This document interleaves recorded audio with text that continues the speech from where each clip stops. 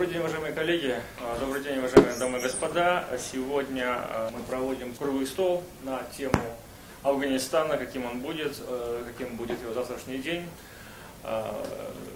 Тема выбрана не случайно, потому что сменился командующий коалиционных войск в Афганистане.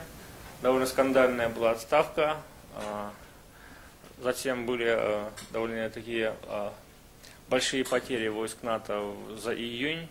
102 человека, насколько я знаю, 102 военнослужащих. Это за последние 10 лет самые большие потери. Ну и, конечно же, о себе снова дает знать Талибан на севере Афганистана и продолжающая гибель мирных граждан в Афганистане. Действительно, в Афганистане за последние 2-3 месяца произошли несколько важных событий. Средства массовой информации обратили особое внимание к теме смещения командующего войсками НАТО и США. До этого произошло важное событие. Это проведение совещательной Джирги мира, который, по сути, утвердил план Карзая, план интеграции талибов. Но я бы поставил все-таки на первое место другое событие. Это смещение силовиков, афганских силовиков, это смещение начальника Главного управления национальной безопасности, Управления национальной безопасности Афганистана Амрулы Салыха, это смещение начальника Генерального штаба Вооруженных сил Афганистана. Эти политики считаются в Афганистане неугодными Пакистану, если вот так выражаться. Они были смещены. На мой взгляд, все эти события логически связаны друг с другом. Как мы с вами знаем, после вторжения западных войск в Афганистан в 2001 году ситуация в Афганистане ухудшается. Вот резкое ухудшение произошло в 2004 году. Растет количество терактов, растет жертвы среди мирного населения. Но для западных обществ главный рост потерь среди военнослужащих западных стран. Это и приводит к росту антивоенных настроений в западных странах, что негативно оказывает влияние на принятие решений по увеличению контингента и по принятию решений по расходованию финансовых средств. И вот в связи с сложившейся ситуацией Запад, на мой взгляд, и Кабул, которые потеряли, можно сказать, надежду на военные решения кризиса, начали очень опасную игру. Игра заключается в том, чтобы отколоть часть талибов к себе, при этом сохранив контроль над ними. Эта игра была начата где-то в середине прошлого года.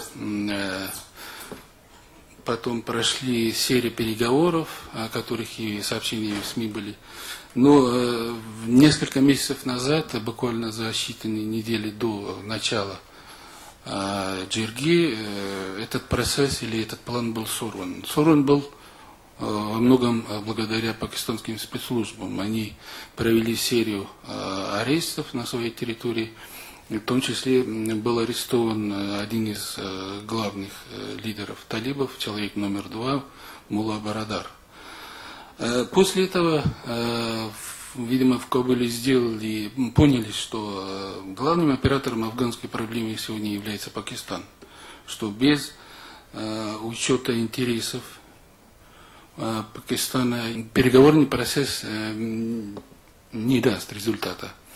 И вот, на мой взгляд, последние увольнения как раз были связаны с этим. То есть Кабул дает понять Исламабаду, что готов к сближению позиций. Я вижу проблему немножко в другом спектре. исходя уже из моего видения проблемы, я тогда готов был бы обсуждать ее как таковую.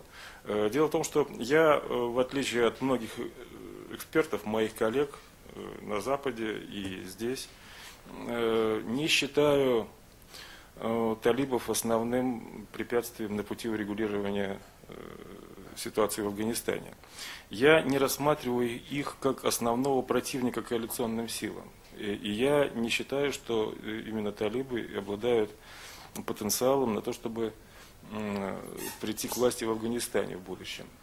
Я могу объяснить, почему да, я так считаю. Да, и в связи уже с этим перейти к обсуждению одного из аспектов проблем. Потому что пока не определиться в этом русле, в этом измерении, тогда очень тяжело обсуждать саму проблематику. В свое время я на этом настаивал, когда талибы пришли к власти, это рассматривалось как феномен. Но полностью неожиданным их приход к власти в свое время, в середине 90-х годов, считать нельзя. После ухода советских войск и после того, как пал режим Наджибуллых, который, кстати, имел большой потенциал к тому, чтобы выдержать этот удар и имел, в общем-то, большие перспективы, но вот не устоял. Видимо, внешней помощи не хватило, и сложилась диспропорция внутри, когда национальные меньшинства, в общем-то, преобладали в Кабуле и в политической жизни в Афганистане. И вот такая диспропорция, она была неестественной для самой природы афганского государства. И стал вопрос о том, кому дальше управлять страной. Было очевидно, что национальным меньшинствам это сделать не удастся, это будет обязательно какая-нибудь пуштунская альтернатива, а вот борьба за эту пуштунскую альтернативу тогда только начиналась. У талибов тогда были противники, и они были очевидны. Тот же Гульбедин Хикматьяр пытался заручиться поддержкой пуштунов, были и другие политические лидеры на тот период, и Саяф, и Гилани.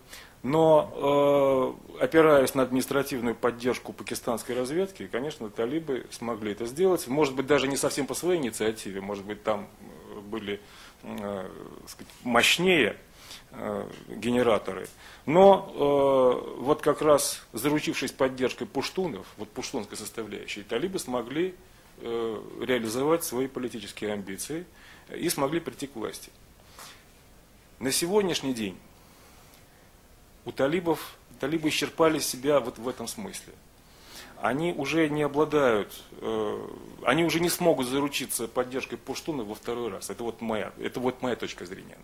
Я так считаю, я так думаю. Они, во-первых, стали старше. Они, их подпирают немножко другие движения внутри самих структур. И потом они утратили полностью свой контроль, поскольку они потерпели поражение в свое время, как в рамках государственной структуры, они потеряли управляемость и контроль, они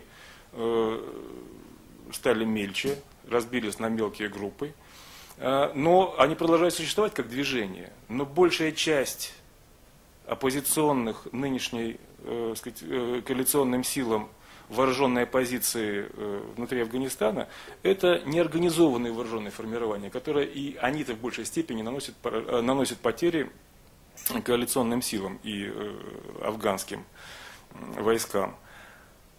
Почему они не могут, на мой взгляд, одна из дополнительных причин, почему им будет тяжелее бороться за политическое лидерство. Они для того, чтобы как-то уже расширить свою базу, они даже пытаются опираться на национальное меньшинство. А опираясь на национальное меньшинство, привлекая к своей структуре, они теряют как раз вот ту пуштунскую составляющую, которая необходима для того, чтобы лидировать в Афганистане.